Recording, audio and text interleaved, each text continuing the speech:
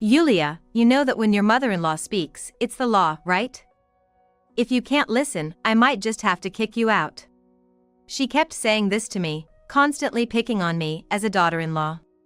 At a family gathering one day, for some reason, she completely ignored me. Moreover, she didn't even prepare a meal for me. I realized I was being ignored by my mother-in-law and felt my face flush with anger. Why should I be ignored in front of relatives? I had been putting up with it, but I couldn't take it anymore. Tears welled up in my eyes, and I was asked by my husband and father-in-law why I was upset. I told them everything I had endured up to that point. My husband just smirked after hearing it all. Yulia should just do the same. Then my father-in-law laughed and added, "It's only fair, no complaints here." I was shocked and blurted out, "Is that really okay?" Everyone nodded, and we quickly huddled for a strategy meeting. After that, my mother-in-law ended up being hugely embarrassed and lost everything. My name is Yulia Wilson, and I am 32 years old. I originally worked as a designer at a web development company, and I've been busy ever since I graduated from vocational school. My personality is rather introverted, and my friends often describe me as quiet. Because of this, I struggled to be proactive in relationships, and I hadn't had a boyfriend in almost 10 years. At the age of 29, a colleague who couldn't stand to see me like this introduced me to a man. The person who showed up at our meeting place was tall with a kind face. "Nice to meet you. I'm Kevin Wilson." "Wow, I'm kind of nervous," he said with a shy smile, who would later become my husband. We talked with the colleague who introduced us. Kevin listened to my not-so-great conversation, nodding along, and soon we discovered we both enjoyed reading. "Oh. So, have you read the latest book by that author?" I was thrilled to respond. "Yes, I have. It was really interesting, and I cried at the climax." The conversation was lively, and Kevin and I exchanged contact details. Things progressed smoothly, and I found myself in love after a long time. Kevin worked at a real estate company in a neighboring city, and although I never asked about his income, he seemed to have more leeway than others his age. He was always calm and sincere in his interactions with me. He cherished me deeply. Feeling secure with Kevin, I grew to value him more and more. After about a year without any issues, Kevin proposed to me on my birthday. "Yulia, let's get married. I promise to cherish you." I was moved by his words and tearfully replied, "I'd be delighted." As we talked in a relaxed atmosphere, Kevin shared something surprising. I haven't mentioned it before, but actually, my workplace is a real estate company owned by my dad. "Really?" "I had no idea," I responded, and Kevin continued. "My family runs a real estate business and does some farming too. I guess you could say we're landlords, though it's not a huge operation." Coming from an ordinary family, I was taken aback by his words. Was I really going to marry into a family of landlords? Suddenly, I felt anxious. Is it really okay for someone like me to marry into such a family? Kevin laughed and said, "What are you talking about? Yulia, you're gonna be my pride and joy as my wife. But, yeah, you might have to really step up with the family relations and stuff." I was nervous, but I promised, "I'll give all I have." Then, we planned to meet each other's parents. My parents were thrilled about the marriage, and next, it was time to visit Kevin's family. The home Kevin took me to was impressively large and traditional, making me instantly aware of the gap between his family's background and mine. Urged by Kevin, we headed to the living room, where a middle-aged couple and an elderly woman were present. Kevin introduced his family. "This is my dad, Michael, my mom, Rebecca, and the most respected person in the house, Grandma Hazel. Everyone, this is Yulia Green, the woman I'm dating. Nice to meet you. I'm Yulia Green." I introduced myself. Kevin's father, who looked just like him, happily said, "I've heard a lot about you from Kevin. I'm delighted to meet you." I replied, "Thank you," and handed a gift I had brought to the nearby mother-in-law. She, dressed a bit gaudy, immediately peeked into the paper bag and exclaimed, "Oh, what are these sweets?" I've never seen or heard of them. I had chosen a local specialty from my hometown. As I tried to explain, my mother-in-law continued. These sweets seem pretty plain. For occasions like this, I would have preferred something more glamorous, like confections from an upscale store. You know, something that reflects the person, who is also rather plain. She said, eyeing me up and down. I was shocked by her words. Then, Kevin quickly defended me. Stop it, Mom. That's rude. His mother started to say, but Kevin ignored her and announced. Dad, Mom, Grandma. I want to marry Yulia. His father's face lit up. Ah, if the two of you have decided, I support it. Kevin, make sure you find happiness. And Mom, Rebecca, that's okay with you, right? His mother then spoke. This family has a prestigious heritage. Maybe we should be more selective about Kevin's partner? There must be other girls out there who are more glamorous and from better families. Kevin was about to respond, but before he could, his grandmother, who had been silent, spoke up. Rebecca, you've been quite noisy. This girl seems polite and kind, doesn't she? I'm in favor. Yulia, please take good care of Kevin. I was embarrassed as Hazel gave me a warm smile. Rebecca, scolded by Hazel, begrudgingly agreed to our marriage with a sour face.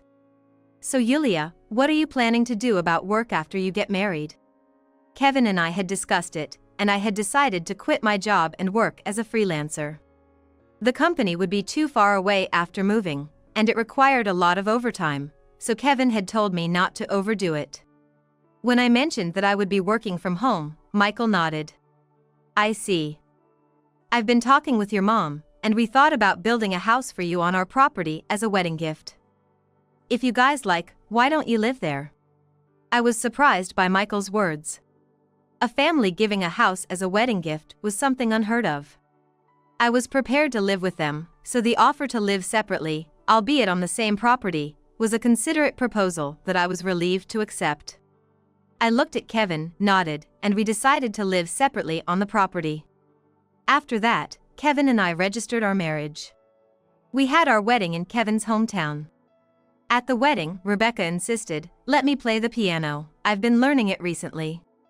Honestly, I didn't want this, but to avoid conflict with her, I arranged time for her performance.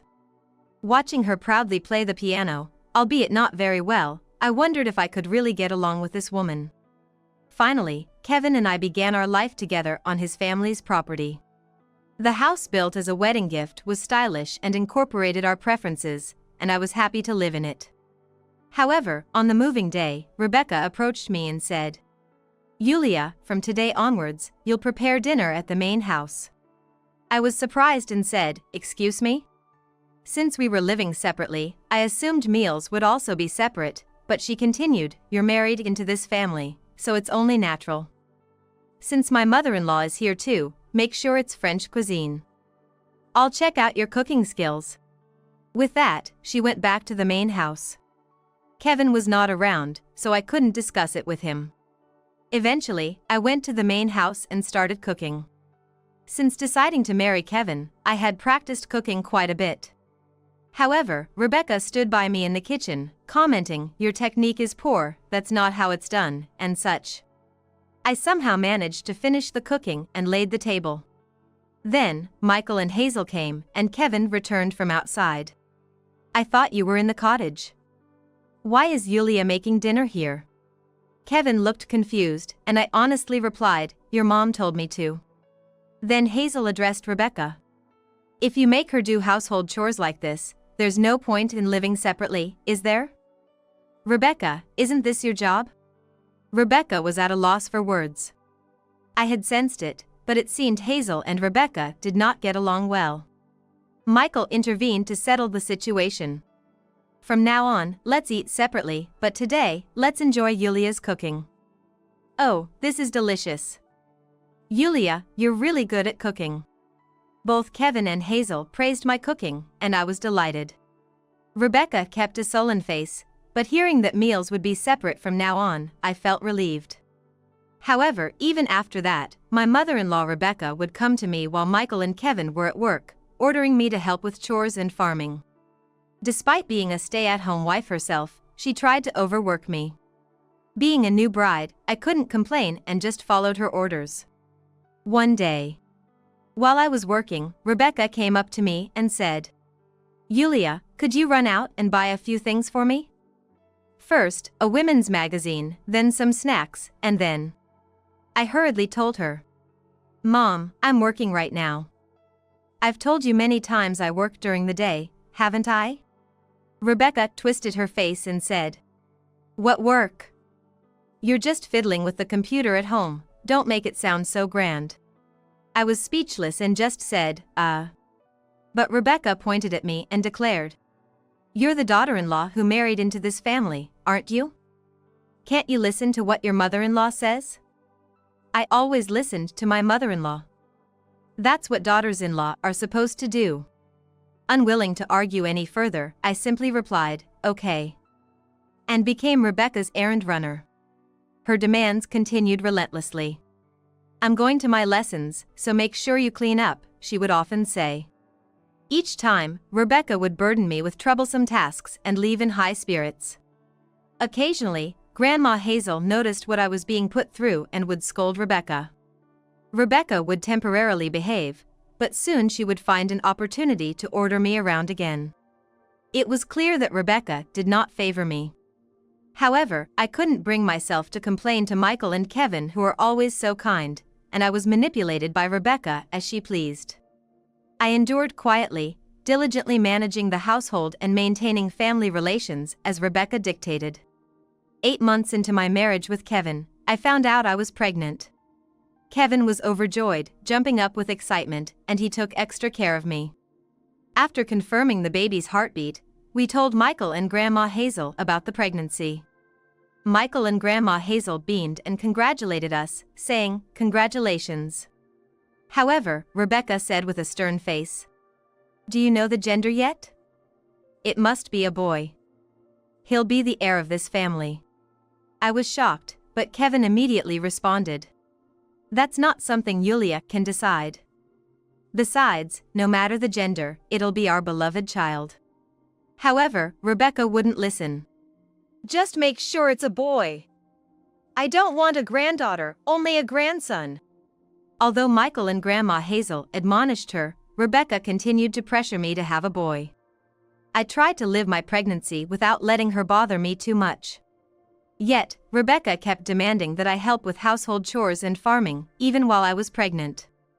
When I went to help with the farming, relatives would say, "You're pregnant, don't push yourself too hard." I refused to lift heavy things, but that would just lead to snide remarks. Oh dear, oh dear. Is this what modern daughters-in-law are like? You must listen to what your mother-in-law says.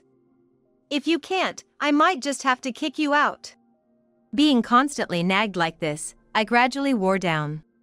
When I was 6 months pregnant, Grandma Hazel fell ill and had to be hospitalized.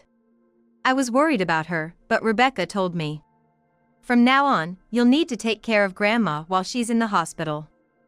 "I'm too busy with my lessons and meeting friends for tea." I replied, "Understood," and despite being pregnant, I started visiting Grandma Hazel in the hospital. Grandma Hazel would often say, "I'm sorry" to me. However, I didn't mind helping her because she had always been there for me. With Grandma Hazel hospitalized, Rebecca's harassment escalated. Sometimes she would demand that I, visibly pregnant, do the cleaning, and then she would complain about the results. And every time she saw me, she would say, "Make sure it's a boy." I knew I was having a girl, but I didn't have the courage to tell Rebecca. Eventually, I gave birth. As expected, it was a girl, and Kevin and I named her Emma. Michael was delighted when he visited the hospital, saying, "She's adorable," but Rebecca reacted differently. "What? I told you I wanted a boy. You really don't listen, do you?" Kevin, visibly irritated, said, "That's why I've been saying the gender doesn't matter. If you're going to talk like that, you're not holding her." Rebecca twisted her face and retorted, "I don't need to hold such a child." "Ah, I don't even want to talk to such a daughter-in-law anymore." She stormed out of the room angrily. Michael and Kevin apologized to me, but I was hurt by Rebecca's behavior. Afterward, I was discharged and went home to raise Emma with Kevin. Rebecca stopped coming to our house entirely, and we hardly saw each other. Thanks to this, I was able to care for Emma peacefully. A month after Emma was born, Kevin and I were called to the main house.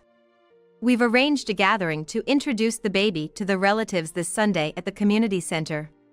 Michael also seemed apologetic as he said, "We need to show the baby to the relatives, and I'm sorry, but could we take a little of your time?" Kevin and I nodded, agreeing to attend the gathering that Sunday. On the day of the introduction, I dressed Emma up and handed her to Kevin before entering the venue early. Then, Rebecca, wearing flashy makeup, approached me. "Mom, what should I do? The caterer has arrived, and I've received the food." Rebecca didn't respond to me, but started sticking name tags on the boxed meals she had apparently brought. I assumed she meant for me to distribute them, so I started placing the meals with the names on the tables. The female relatives gathered and helped me. But then I realized something. My portion was missing. My portion seems to be missing. As I spoke, Rebecca blatantly ignored me in front of the relatives and started talking to someone else. I realized I was being ignored by my mother-in-law and felt my face heat up with anger. Why should I be ignored in front of relatives? I had been putting up with it, but I couldn't take it anymore. Then, Michael and Kevin arrived late. Seeing me in tears and looking down, Kevin was surprised and asked what happened. "It's Rebecca," she ignored Yulia, wouldn't respond to her and even glared at her. It was pitiful to see. Aunt Alicia, who had witnessed everything in place of me, responded for me. Then, unable to hold back any longer, I told them about the treatment I had received from Rebecca. How she had imposed the household chores and odd jobs on me even during my pregnancy. How she continually made terrible remarks. As I tearfully told them how I was ignored again today and not provided with a meal, Michael and Kevin were shocked. Then, as I mentioned a particular fact, Aunt Alicia's expression changed. Can that really be true? Just then, oblivious to the mood, Rebecca appeared, silently handed me a piece of paper, and quickly left. It read, "I will be performing flamenco. When I come on stage, start the music." I was just astounded. Despite it being Emma's introduction party, I wondered why Rebecca felt the need to perform flamenco. However, she had also insisted on playing the piano in front of everyone at the wedding, a hobby she was obsessed with at the time. She probably just likes to be the center of attention. That explains her flashy makeup. But when Kevin saw the note, he smirked and said, "Yulia should do the same thing." Michael also laughed and added, "It's only fair, no complaints there." I was surprised and blurted out, "Is that really okay?" Everyone nodded, and we quickly held a strategy meeting. Eventually, when all the relatives gathered, and after Michael's toast, the introduction party began. Everyone came over to see Emma during the meal, saying she's adorable, and gave her presents. Kevin's relatives were kind and treated me nicely. They had been informed by Aunt Alicia and Michael. They gave me meaningful glances. And I smiled in gratitude and said thank you. Soon after, Michael took the microphone and announced to everyone, "My wife Rebecca will now perform flamenco for you all. Please, focus on the stage." Right after the announcement, Rebecca appeared on stage in a bright red dress. She waited with a composed face for the music to start. But I was at the back of the hall, completely ignoring her. Of course, no music started, and Rebecca remained frozen in her pose. It was almost funny enough to make me laugh, but I kept my head down to hold it in. Eventually, Rebecca realized I wasn't going to play the music, glared at me furiously. But then retreated to the side and started the music herself. And there, in the middle of the stage, Rebecca began to dance. Though she was far from skilled, Rebecca had a proud look on her face. "Come on, everyone, please clap along," she said with a smile, but no one clapped their hands. In fact, not a single person was watching the stage, everyone continued to chat and eat. Everyone in the venue was ignoring Rebecca.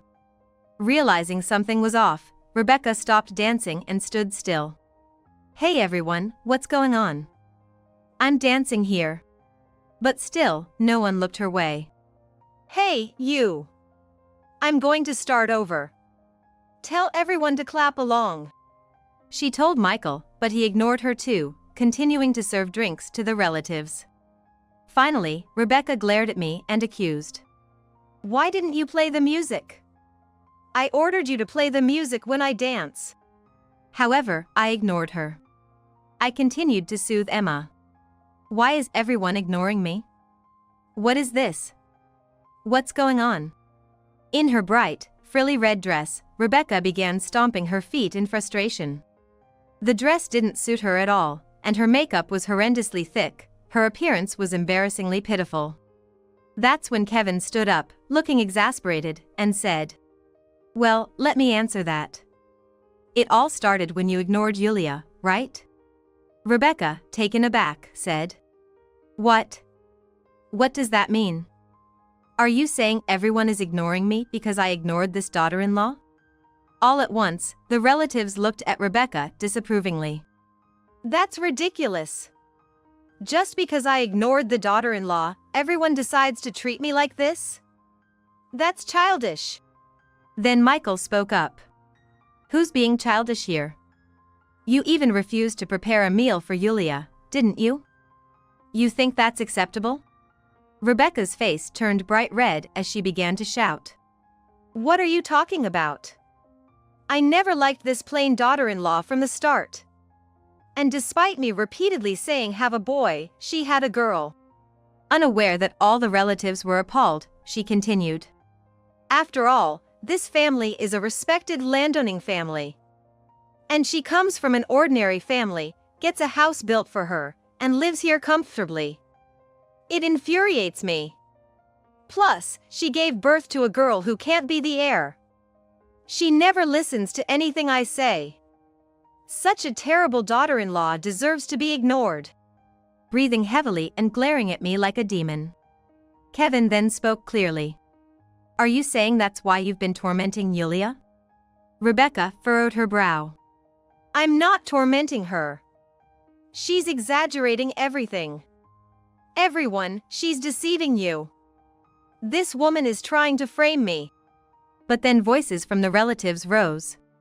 Yulia was helping with farming even when she was heavily pregnant. I saw her being made to clean the main house when I was there. More testimonials about Rebecca's mistreatment of her daughter-in-law gathered, and her face turned pale rapidly. Michael cleared his throat. Yulia kept silent, not wanting to worry Kevin and me. "I feel terrible for letting such things happen to a girl who married into our family. Rebecca, what have you done?" The relatives looked at me with sympathy, and I nodded with a pained expression. "Geez. Why is everyone siding with this daughter-in-law? I'm more important. This daughter-in-law doesn't even listen to her mother-in-law. I'm gonna kick her out." Rebecca's true colors were fully revealed. As Rebecca became wildly agitated on the stage, a quiet voice addressed her. "So, just because you're the mother-in-law, you think you can kick out the daughter-in-law?" There was Grandma Hazel, pushed in her wheelchair by Aunt Alicia. Needless to say, she was the most respected person present. "Mom? Weren't you supposed to be in the hospital? Why are you here?" Rebecca was visibly shaken, and Grandma Hazel explained. "I got a temporary discharge because of the grandchild's introduction event." "But what about you? What's with the look? It's shameless at your age, almost monstrous." The relatives burst into laughter, and chuckles filled the room. Rebecca's face turned red, but Grandma Hazel continued. "I hear you're always out for lessons, and now you've been learning flamenco? It seems like you're the one who doesn't listen. I told you not to be so harsh on Yulia." Rebecca's face turned as red as her dress, and she hung her head. "Yulia is a wonderful daughter-in-law. She's kind, obedient, and treats me well." "You are nothing like her," said Grandma Hazel, sighing. "And besides, you haven't just been harassing her, you've done something terrible." Rebecca looked puzzled. Terrible? What do you mean? Looking confused, Rebecca faced Alicia, who snapped back. Rebecca, you've been telling me that your mother's hospital bills are very high and asked me to contribute $1,000 every month, haven't you? Rebecca's face twitched. Then voices rose around the room, us too, we've been giving $500. I heard from Yulia. The hospital bills are only about $800 a month, and Michael has been fully covering them. Indeed, I had been taking care of Grandma Hazel, so I knew about the hospital payments. Michael had given me the money, and it wasn't as much as claimed. However, I had seen Rebecca asking relatives for hospital contributions when they visited the house. Aunt Alicia's face had turned pale earlier because I had told her about this. Afterward, Aunt Alicia spoke the truth to all the relatives and orchestrated a collective silent treatment towards Rebecca. That led to her isolated flamenco performance earlier. Aunt Alicia glared at Rebecca. The relatives told me you've been collecting thousands every month, haven't you? What have you done with all that money? Under the glaring eyes of everyone, Rebecca floundered, searching for words. Then I spoke up. By the way, Mom, I noticed you only take that luxury brand bag to your lessons recently, right? Isn't that worth over $10,000? How did you afford that? Rebecca screamed, mind your own business, but was met with shouts of anger from the relatives. Accused from all sides and glared at, Rebecca turned pale. Sharp as ever, Grandma Hazel declared. So, a daughter-in-law should listen to her mother-in-law, right? I think I want to kick you out. Michael, what are you gonna do? Turned to by Grandma Hazel, Michael looked straight at Rebecca and said, You don't do any housework, you're constantly at lessons, you bully our daughter-in-law, and on top of that, you've been deceiving relatives for money to fund your luxuries. How can I stay married to someone like that? Rebecca, I want a divorce. Please leave this house. Rebecca screamed, her face pale. Divorce? No way. Why should I have to leave? Kevin then declared. Of course, we're cutting ties with you too. From now on, don't involve yourself with me, Yulia, or Emma. Rebecca cried out, Kevin, don't say that, and started wailing, but all the relatives gave her cold looks. And declared their disownment as well. I spoke to Rebecca, who was slumped in her dress, her makeup dissolved by tears. Well then, Mom, this is the end of our relationship too. Goodbye, I never want to see you again. After that, Rebecca was expelled from the venue by the relatives, still dressed in her bright red gown, under Grandma Hazel's orders. Kevin, Dad, thank you, I'm sorry for all this trouble. I said, smiling. Kevin responded. I'm sorry I didn't realize sooner. From now on, please feel free to talk about anything without hesitation. Michael chuckled tiredly. Our marriage hasn't been going well for quite some time. It was bound to come to this, so don't worry about it. Please continue to look after Kevin and Emma, Yulia. Grandma Hazel then came over to me and lovingly held Emma. Yulia, from now on, focus on your own happiness. I'm sorry for the trouble you've had to endure. With tears in my eyes, I thanked my family and the relatives. Rebecca clung to Michael after that, begging, I don't want a divorce. But Michael's mind was unchanged. It seems they would have to involve lawyers for the divorce. Meanwhile, Rebecca desperately called me. If you forgive me, everything can go back to normal. Please say so. But I ignored her, setting my phone to reject her calls. Rebecca was asked by the relatives to return the money she had scammed from them, and it seems she had to sell all her brand items to gather the funds. Whatever was still lacking, she apparently borrowed. Eventually, Rebecca was driven out of the house by Michael and Grandma Hazel. That might have been Michael's final act of kindness, giving her some sort of settlement. With nowhere else to go, Rebecca tried to return to her parents' home in the countryside. However, after hearing the whole story from Grandma Hazel and Michael, her father was furious and declared disownment, not letting her cross the threshold. Rebecca ended up in a nearly collapsing apartment and, having never worked before, had to start working part-time to repay her debts. But with her personality, she was quickly disliked and didn't last long at any job. Once, Kevin received a letter asking for help from her, but he just threw it in the trash. Rebecca, who once lived a life of leisure as the wife of a landowner and indulged in her hobbies, had fallen from grace spectacularly. She will likely continue to live in financial difficulty and loneliness. But I have no sympathy for her. As for me, I live separately with Kevin, cooperating to raise Emma. Grandma Hazel was able to leave the hospital and now lives in the main house with Michael. I offered to help with housework, but Michael refused and hired help instead. Thanks to that, we eat delicious meals every day. Not as good as yours, Yulia. He joked with a smile. Aunt Alicia and other relatives have been very kind to me. I volunteer to help with the farming and value our family relationships deeply. Grandma Hazel dotes on Emma so much, and I frequently visit the main house to let her spend time with her granddaughter. Grandma Hazel has always been my supporter, and I hope she lives a long life. By the way, I am currently pregnant with our second child, a boy. That has delighted Kevin, Michael, Grandma Hazel, and even Emma, who are all eagerly awaiting the baby's arrival. I want to spend the coming days cherishing my family and living peacefully. I once almost died, but I was able to recover and I feel like I've been reborn. I'm ready to start my life over, but I can't be bothered to take care of an old woman. Although my husband was able to recover from his illness because I became a donor. He never expressed any gratitude. In fact, he handed me a business card of a divorce lawyer. Although I felt frustrated and anxious, I wasn't shocked. Ever since he regained his mobility, he had been out and about, which had already made me suspicious. And now, I am the one who is sick. I have been diagnosed with stomach cancer.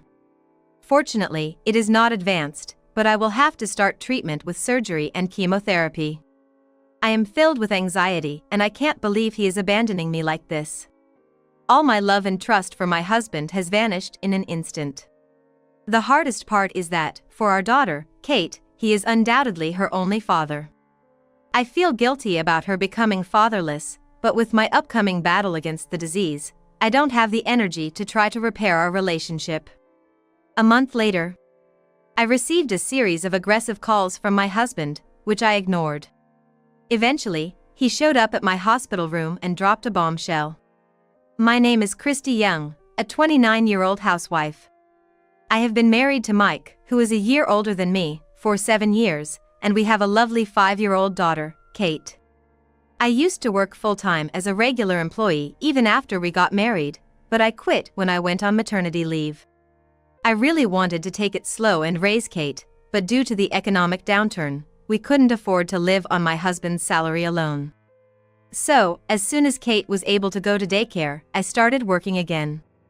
I got a job at an apparel company where my sister-in-law, Lisa, is the president. They were looking for an office worker, and since I had similar experience from my previous job, they hired me right away. Although I am a relative, I was not pampered, but the atmosphere in the office was good, and there were many senior mothers, so it was easy to consult about childcare and take leaves for sudden fevers of my child. I am really grateful that I was introduced to such a good workplace. However, it was extremely tough to juggle work, housework, and childcare. In the morning, I prepared breakfast for my husband and Kate, made my husband's lunchbox, sent him off, took Kate to daycare, and went to work. After work, I picked up Kate, went shopping, came home, cleaned, bathed Kate, and prepared dinner. By the time I finished preparing Kate's meal, my husband came home, so I prepared his dinner, and while he was eating, I put Kate to bed. Although my days were hectic, my husband was not very cooperative with housework or childcare. Even if Kate had a fever in the morning and I was busy taking care of her, he would still say, "Where's my breakfast?" without any concern. When I asked him to do the grocery shopping because I had to work late, he complained, "I am tired from work." I was tired from work too, but I didn't have the energy to argue, so I ended up doing everything by myself. Our lives took a sudden turn. When my husband was advised to have a detailed examination after his company health check showed some bad results. My husband didn't want to get retested because he said he didn't feel any pain and was fine, But he started to feel a little uncomfortable in his daily life, with unexplained bruises all over his body, bleeding gums just from brushing his teeth. It would be terrible if he ignored it and it turned out to be a serious illness. We have to think about Kate's future, so I asked him to get a thorough checkup, and it turned out he had leukemia. Why me? He was shocked to hear a familiar disease name. However, leukemia is not incurable nowadays.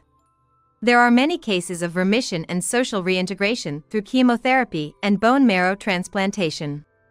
I decided to support my husband, who was on the verge of despair and self-destruction, and accompany him through the treatment. He took a leave of absence from work and was admitted to the hospital immediately. As for me, I had to manage work, housework, childcare, and supporting my husband's treatment. I reached my limit before my husband did. The stress of hospitalization made him lash out at me more than before, which was one of the reasons. I knew it was misplaced anger, but I was honestly exhausted from going to work, taking care of Kate, doing housework, and visiting the hospital in my spare time.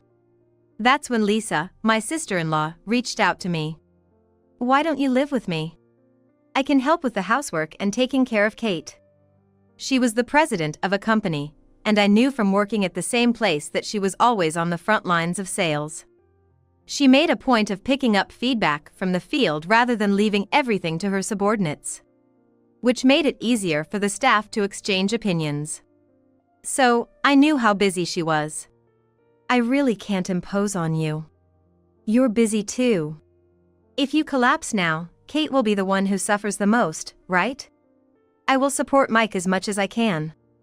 You should rely on those who can help you now," Lisa said firmly, and I couldn't hold back my tears. I was worried about Mike, Kate's future, and my own health. I was really grateful for Lisa's presence, and her encouraging words saved me. Mike's parents had already passed away, and Lisa was living alone in her parents' house. I've always thought it was too big for one person. I didn't want to sell it because it has memories of my parents, but I'm glad you two can come.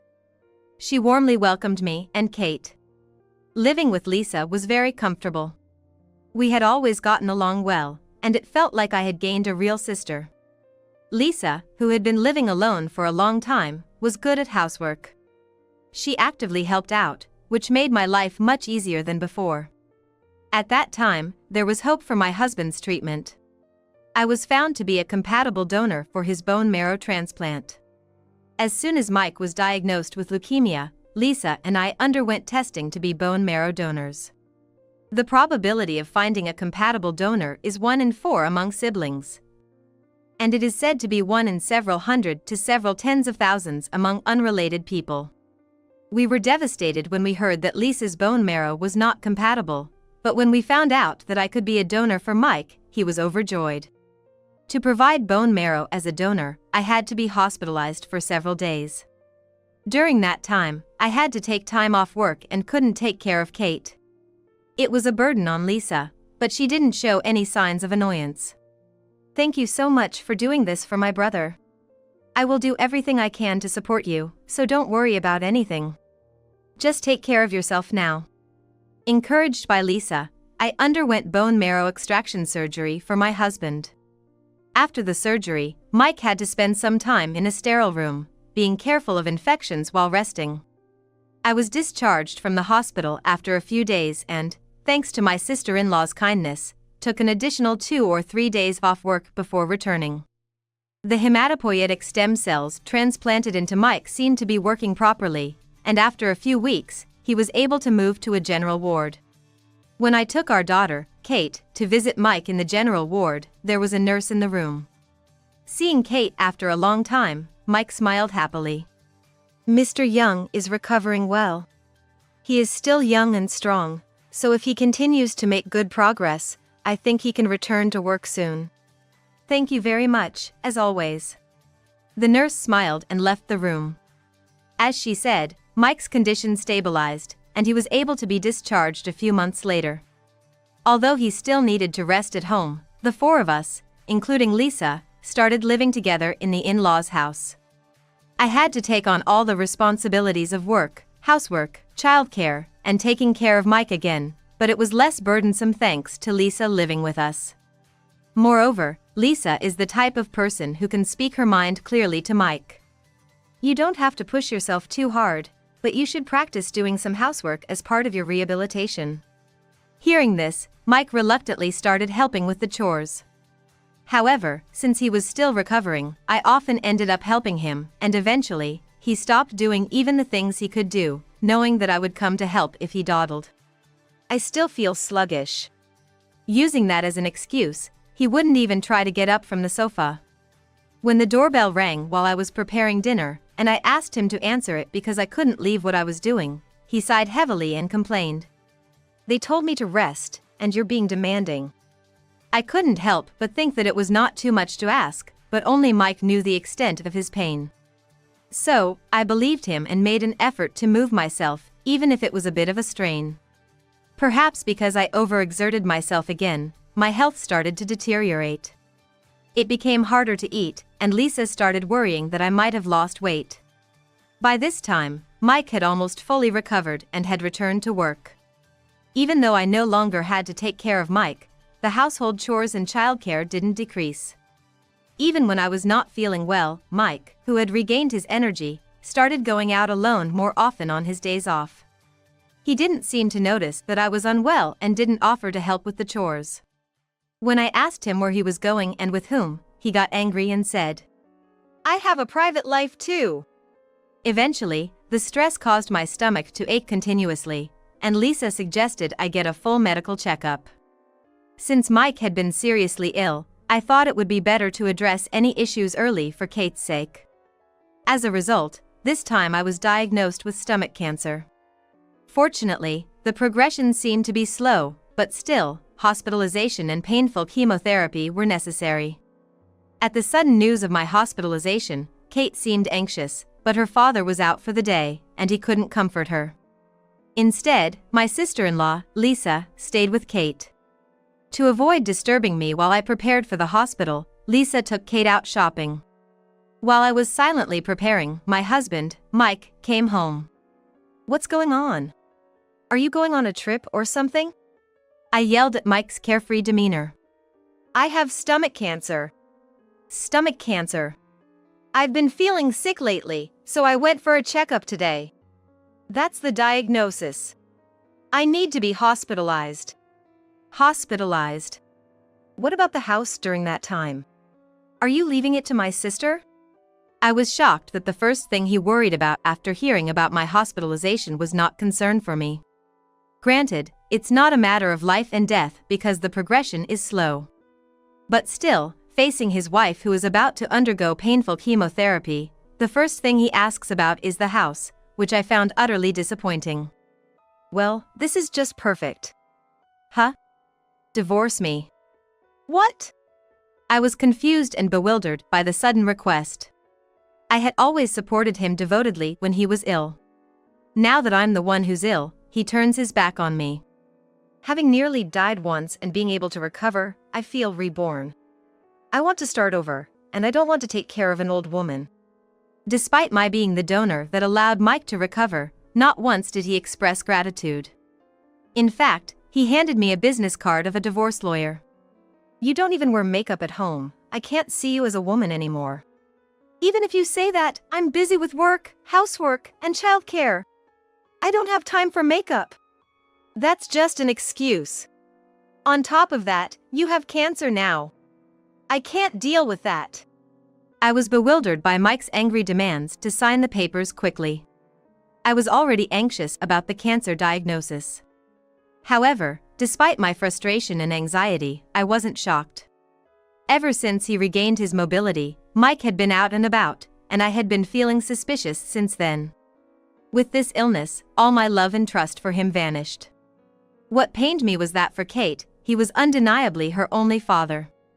I felt guilty about making her a child of a single parent, but with the battle against cancer ahead, I didn't have the energy to repair my relationship with Mike. Humph. Now we are just strangers. Mike smiled satisfactorily. "Hey, is it over?" "Don't just come in like that." "But you're taking too long." Suddenly, an unfamiliar young woman appeared at the entrance. She wore flashy makeup and was dressed in a stylish dress, a beautiful woman. But on closer inspection, her face was familiar. "Are you the nurse from the hospital where Mike was admitted?" It was hard to tell at first glance because she was in plain clothes, but she was the nurse assigned to my husband's room at some point.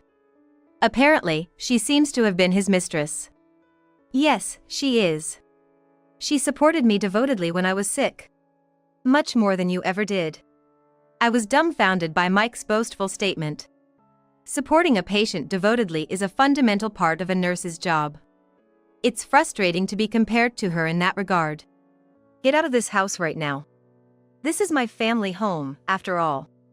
And then he said that assertively. Indeed, this is my husband's family home, but it is now under the name of my sister-in-law, Lisa. However, if I divorce Mike, Lisa and I will become strangers. More than parting with Mike, it's sad to be separated from Lisa, who is kind, reliable, and has a good relationship with my daughter, Kate. But there's nothing I can do about it. I packed my suitcase with just the essentials, in addition to preparing for my hospitalization. I no longer have any love for my husband, and I want to get out of this situation as soon as possible. While I was silently preparing, Lisa and Kate, who had gone shopping, came back. "We're home. Oh, do we have a guest?" Lisa seemed surprised to see an unfamiliar woman, and Kate, clinging to Lisa, seemed to not understand the situation. So, I clearly stated, "I am going to divorce Mike." "What?" Lisa looked as shocked as I felt. Then, as if realizing something, she handed Kate some snacks she had just bought and told her to eat them in the next room. With only adults left, Lisa immediately glared at my husband. "What are you thinking?" Mike recoiled for a moment when Lisa, not me, confronted him. "He's going to divorce me and start a new life with that woman over there. Since you and I will become strangers, he told me to leave." Lisa's eyes widened in disbelief at my words. "Christy is having a tough time, and you? How selfish can you be? You're the one who should leave. Never show your face to me again." Lisa firmly told off Mike, who clicked his tongue, snorted, and left the house. The woman glanced down at me, smirked triumphantly, and followed Mike. "Christy, I'm really sorry." After the two left, Lisa looked at me apologetically. I felt guilty for making her, who had done nothing wrong, feel that way. "Please don't make that face. You've done so much for me, Lisa, and I can't thank you enough." And I felt a bit relieved that Lisa had decisively cut off Mike. "Even if you divorce Mike, I'll always be on your side, Christy." We had already vacated the house we lived in before Mike fell ill. Having been kicked out by Lisa, Mike now had no place to live, but he probably planned to move in with that woman. Although he had insurance and subsidies, Mike shouldn't have much savings left after his major illness. Well, it's none of my business anymore since we'll be strangers. Although we were no longer a married couple, Lisa is still helping me. I have to be hospitalized, and I was thinking of leaving Kate with my parents, but I was wondering what to do about transferring her kindergarten when Lisa said, "I'll take care of her." I know Kate will be anxious without her mom, and changing environments will make her even more anxious. "My work is stable right now," Lisa said, so I decided to rely on her. About a month after I was hospitalized, I received a call on my smartphone. The name displayed was my ex-husband, Mike, and of course, I ignored the call.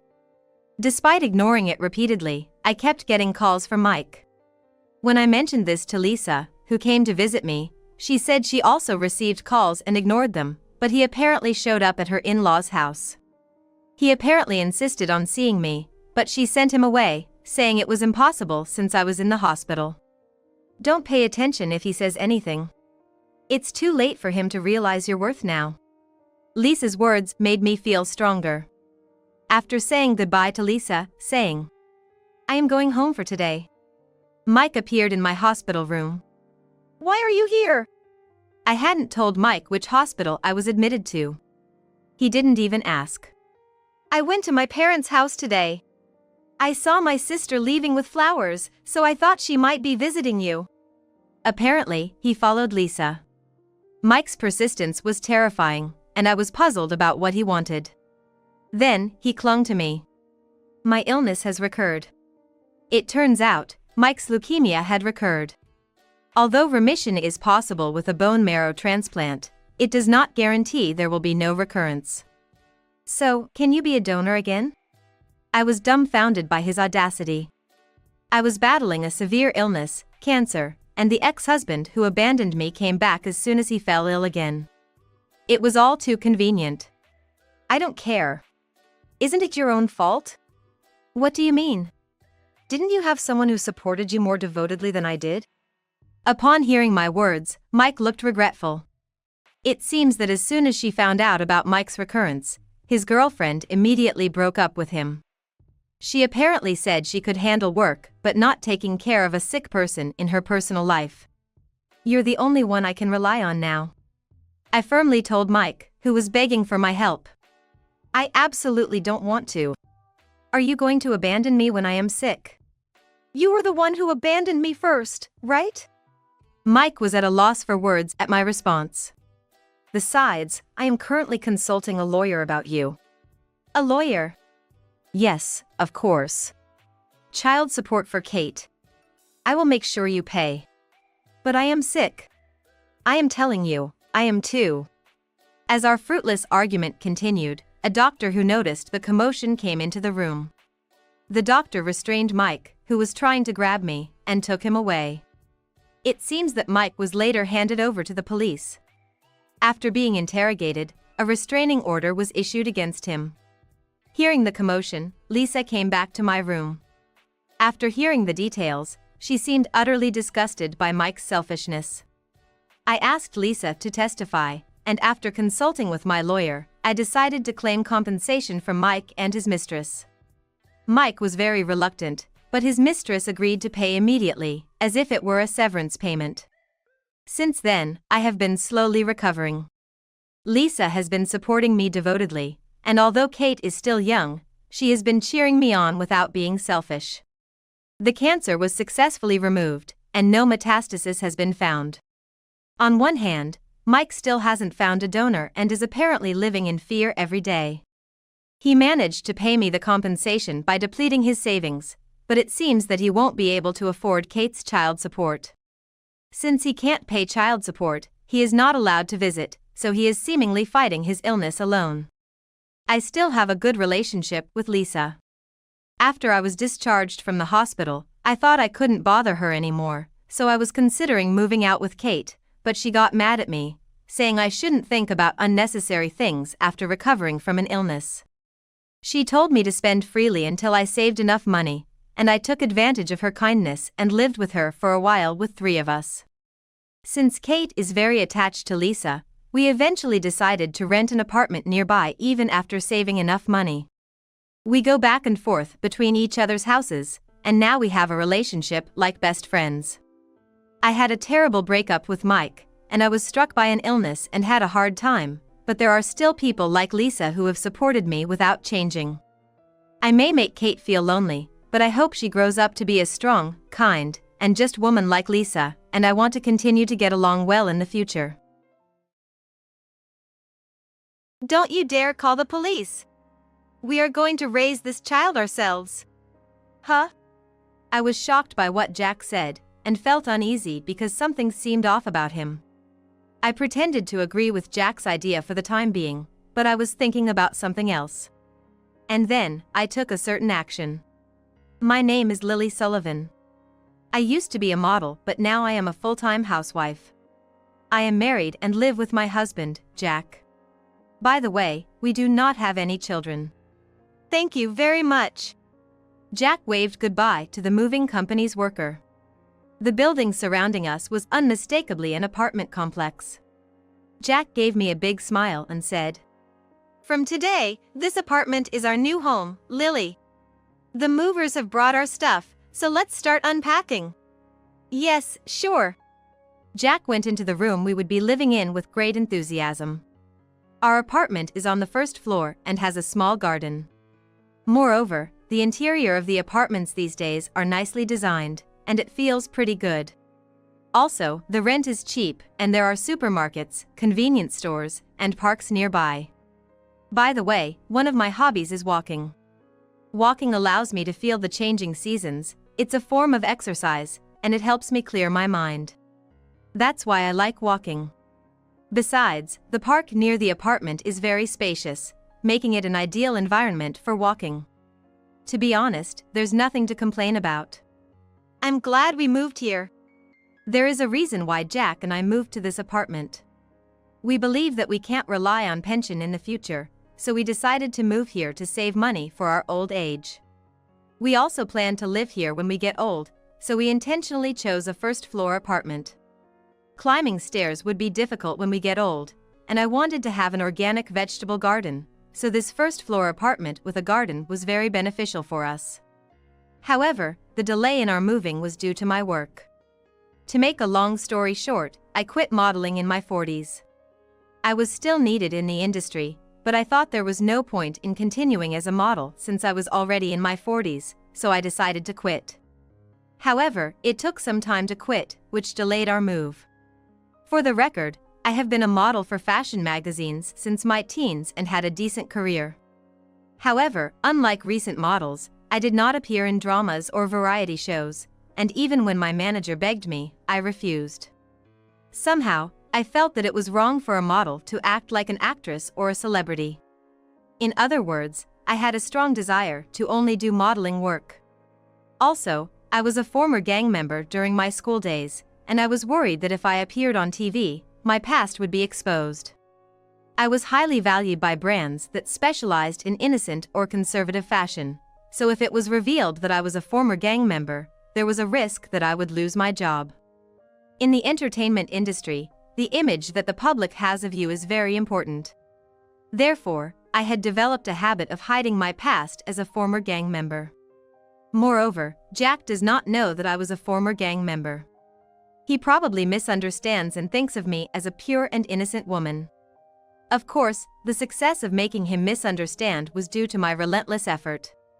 I always behaved and dressed like a lady, wore light makeup, and rarely went without makeup. All of this was to avoid disappointing Jack, and because I couldn't fulfill his wish, these actions were my way of making amends to him. To put it simply, I couldn't have children. Jack wanted a child with me, but I was worried that getting pregnant would create a gap in my work, and my body would no longer be usable as a model, so I did not have a child. Jack respected my decision, but the fact that I was making him endure it did not change. Honestly, it's a miracle he hasn't divorced me. I was reminiscing about the past and started to feel guilty towards Jack, so I took the trash that he was about to take out. I'll take out the trash. You must be tired from moving, so take it easy. Wait. I heard Jack calling after me, but I ran out energetically, reached the garbage disposal area, and threw away the trash. But near that garbage disposal area, a moving company's truck was parked. Has someone moved in? When I glanced at the moving truck, a beautiful woman got out of the seat. She seemed to be in her 20s. I was obviously staring at her, and our eyes met. And then she ran over to me. Hi, I'm Kate Grubb. I just moved in today. Are you a neighbor? Yes. I live on the first floor over there. Well, I also just moved in today. Really? What a coincidence. I also live on the first floor, but in a different building. She said that, pointed to her room, and smiled. Shortly after, Jack came running over to me. Geez, you startled me by running out suddenly. Oh. Who is this? This is Kate Grubb. She just moved in today like us. I'm Kate Grubb. Nice to meet you. Nice to meet you too. Oh, can I help you with your move? Really? Thank you. So, Jack helped Kate with her move, along with the moving company staff. I decided to buy some convenience store sweets as a token of appreciation for Kate and Jack and headed to a nearby convenience store. Then, I unexpectedly ran into my classmate from my student days, Natalie, at the convenience store. Is that you, Lily? Natalie. It's been a while. It was the first time I'd seen Natalie since our coming-of-age ceremony. Both of us had gotten older, and our fashion had changed, but we still resembled our past selves. And when I looked closely, I saw that Natalie's basket was filled with whiskey, snacks, and gum syrup. Also, her makeup and fashion were quite flashy. Natalie, what are you doing for work now? I run a bar. It's called Bar Natalie, nearby. Come and visit. She said that and gave me a business card with the shop's name on it. Happy about the unexpected reunion with my classmate, I ended up buying a little too many convenience store sweets. After that, I had a housewarming celebration with Jack and Kate in Kate's room, eating convenience store sweets together. At that time, I thought everything was going well. A few weeks after moving, one day Jack said to me, "Maybe you should put on heavier makeup?" "Why?" "Well, there's a karaoke place called Bar Natalie nearby, and the bartender there, Natalie, wears heavy but beautiful makeup. So, I thought maybe you should try heavier makeup too." I was astonished that Jack suddenly commented on my makeup. I was quite annoyed by what Jack had said. "Bars are dimly lit, so even if you wear heavy makeup, you still look beautiful. But I don't think it would look good in natural light." "Oh, is that so? Sorry, forget what I just said. You're beautiful as you are, so stay that way." Saying that, Jack, perhaps feeling awkward, hurriedly went into his room. I was quite irritated by Jack's comment. The reason I wore light makeup was precisely because Jack liked women with a neat and tidy appearance. If I had worn heavy makeup like Natalie when we first met, Jack probably wouldn't have given me a second glance. Moreover, one of the reasons I wear light makeup is to prevent people from finding out that I was a former gang member. So, I am making meticulous efforts every day to not shatter Jack's dream, but not only does he not notice my efforts, he even suggested I should wear heavier makeup, which completely crushed my pride and, honestly, irritated me. The next day, I went to a certain place by taxi. That place was a monthly rental storage unit. In fact, this storage unit contains my high school album. I go to all this trouble to ensure that Jack doesn't find out about my past, specifically that I was a former gang member.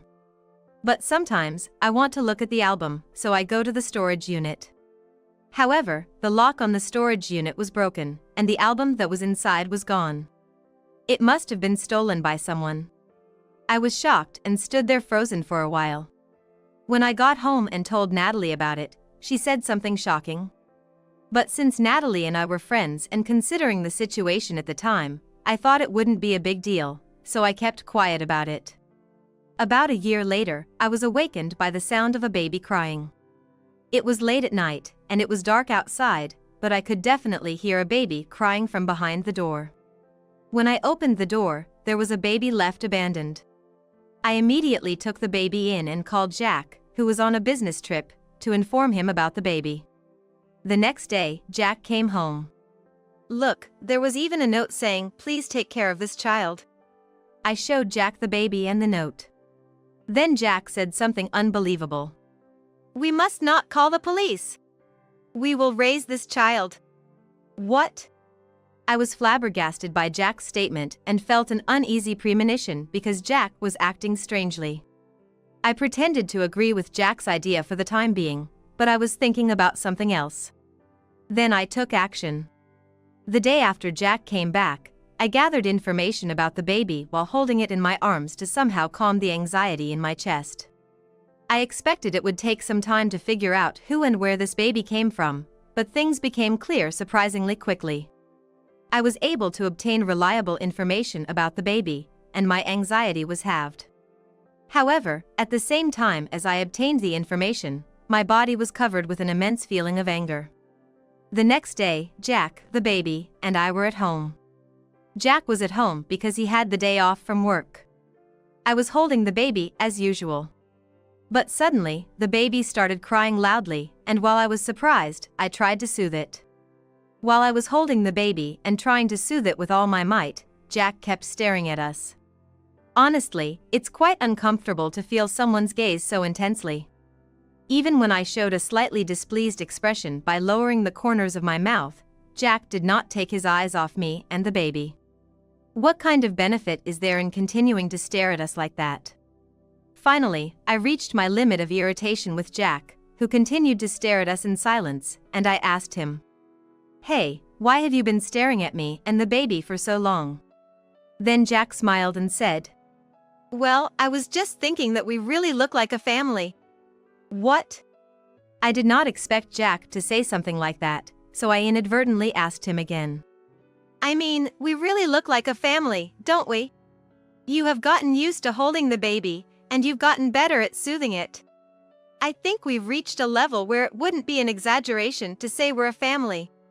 It's no good. When Jack talks about the family, it just irritates me listening to him. If you ask me, I am in no way related to this baby, and I don't want him to arbitrarily make us a family in his imagination.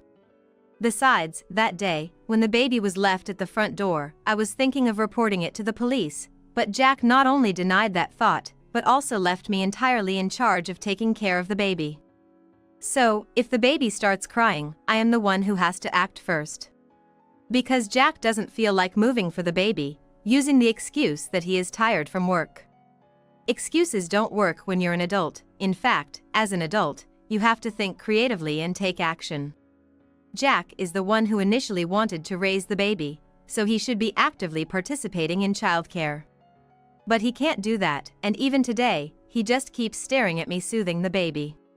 And in the end, he even said, "It's like we're a family," and he is such a ridiculous person who rubs people the wrong way. I wish he would consider my feelings a little and act appropriately. Despite being in sales, why is Jack so bad at reading the situation? And while I was quietly getting irritated, Jack said this. "You know, I really wanted a kid. So right now, I feel really fulfilled. Happiness might just be something like this." I was quite pissed off at Jack's remark, and I couldn't hold back my anger any longer. "The only reason you feel happy is because I've been taking care of the baby for you. This man is just too stupid. Why have I been working so hard for this man, trying to keep our marriage going?" My heart was full of regret. Fearing that I would lash out at Jack, I said this. "I just remembered something I need to do, so I'm gonna go. The baby seems to have stopped crying, so take care." "Eh? Wait, where are you going?" I handed the baby to Jack and dashed outside. And then I headed for Kate's room. When I rang the doorbell, Kate came out. "Oh. Isn't it Lily? What's the matter?" "I was just wondering how you've been lately. And I wanted to talk to you, Kate." "I was thinking the same thing. It's a bit awkward to talk standing up, so please come in." "Thank you, Kate." And so, I entered Kate's house. Honestly, it had been quite a while since I had seen or talked to Kate. "It's been a while since we've met, hasn't it? Half a year?"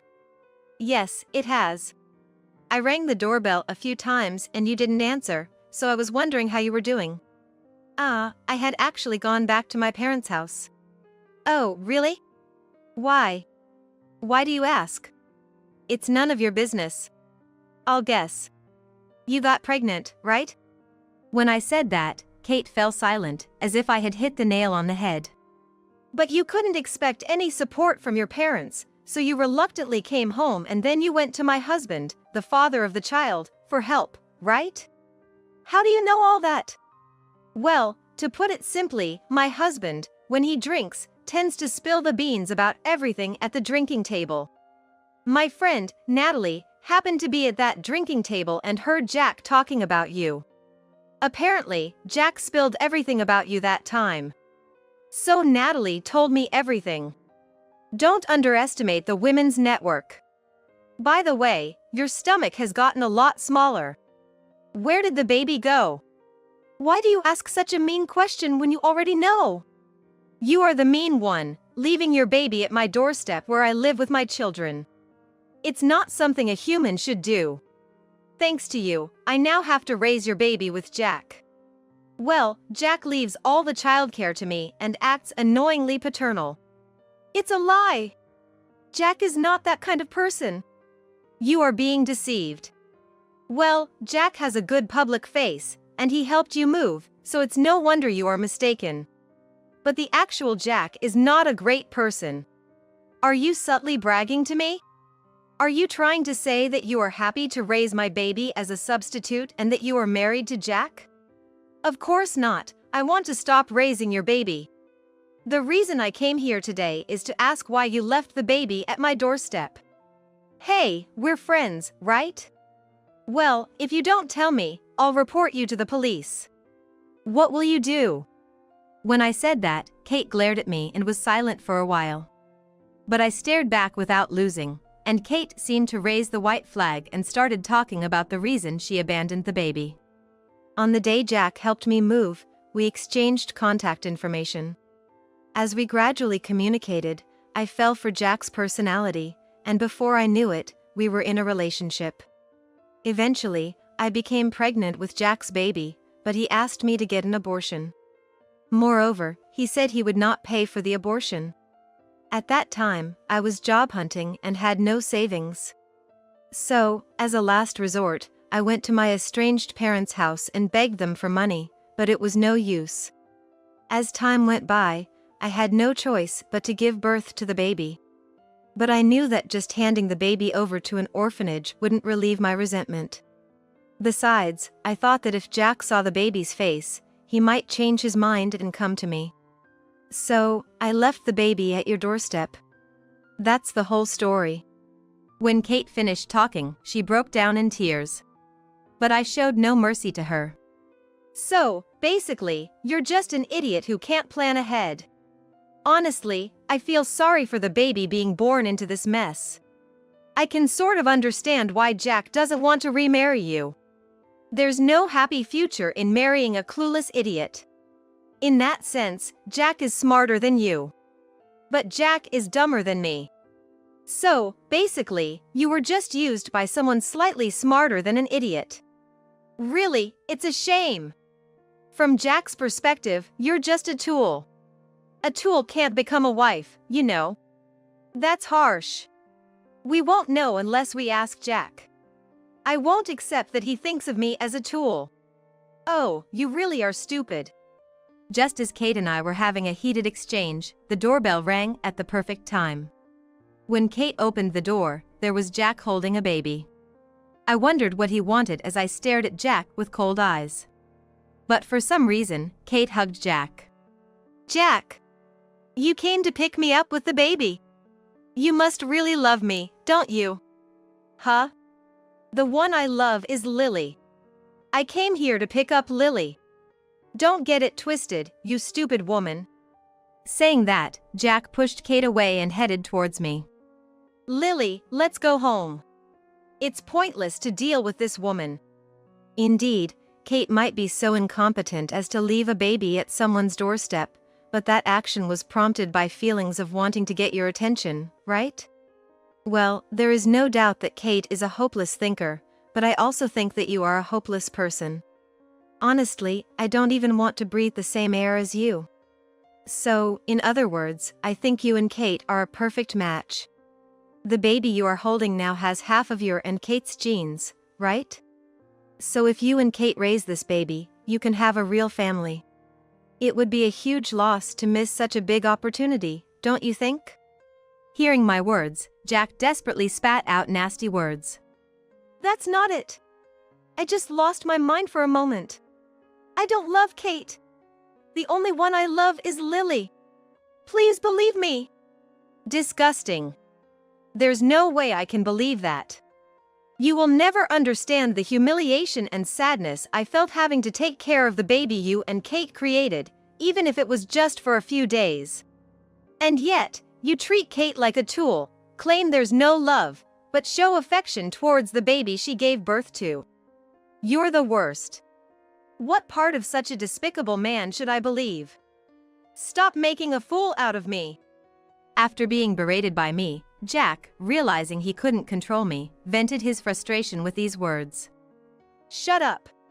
You former gangster.